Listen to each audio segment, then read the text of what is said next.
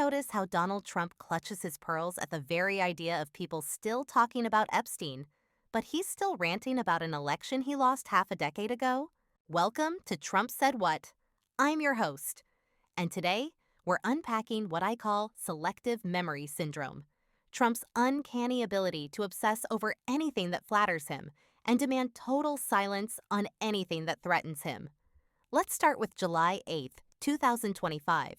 A reporter dares ask about Jeffrey Epstein, a man Trump once partied with, praised as a terrific guy, and later distanced himself from.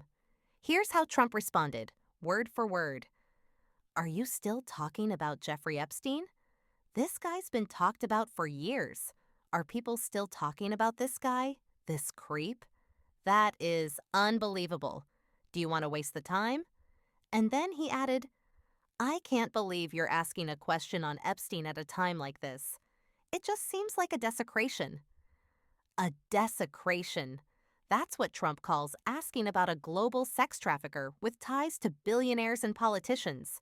But hold on, this is the same Donald Trump who still insists the 2020 election was stolen, still calls January 6th protesters patriots, still demands Hillary Clinton be locked up for emails from 2016, still claims Obama's birth certificate was fake, and still rants about a rigged Emmy Awards show from 2 decades ago. If it benefits Trump's ego, it's never too late to talk about it. But if it exposes Trump's record, his ethics, or his criminal liability, then suddenly we're told, let it go. Let's walk through a few receipts. In 2020, Trump lost the presidential election by 7 million votes. His campaign filed over 60 lawsuits. They lost or withdrew nearly all of them. Trump's own Attorney General Bill Barr said there was no widespread fraud. Republican governors in Georgia and Arizona said the election was secure. Trump's own cybersecurity chief, Chris Krebs, called it the most secure election in U.S. history. But what did Trump do?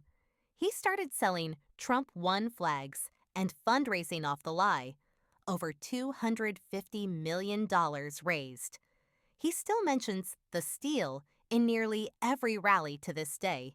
And yet, when you ask him about Epstein, whose criminal case was never fully prosecuted, whose ties to high-profile names remain unexplored, whose jail videos mysteriously vanished, whose records the public still hasn't seen. Suddenly, we're the problem for bringing it up? Give me a break. Let's not forget. Trump's DOJ is now investigating former FBI Director James Comey and ex-CIA Director John Brennan over intel briefings from 6 years ago. If the goal is revenge or rewriting history, Trump's memory is razor sharp. But if the goal is accountability, Trump says it's old news. He's built an entire brand on the idea that he's the victim, that the system is corrupt, that everyone is out to get him.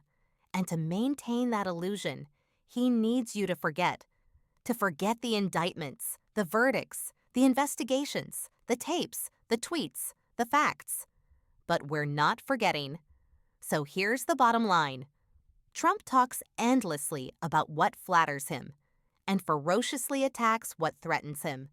He'll never stop bringing up 2020, but he'll lash out if you mention Epstein, E. Jean Carroll, his tax returns, or January 6th. That's not strength. That's manipulation. That's not patriotism. That's performance. That's not memory loss. That's selective memory syndrome. Thanks for tuning in to Trump Said What. If today's episode gave you clarity or just a good eye roll, be sure to subscribe, share it, and come back next time. Because around here, we don't forget the facts, even if Trump wants us to.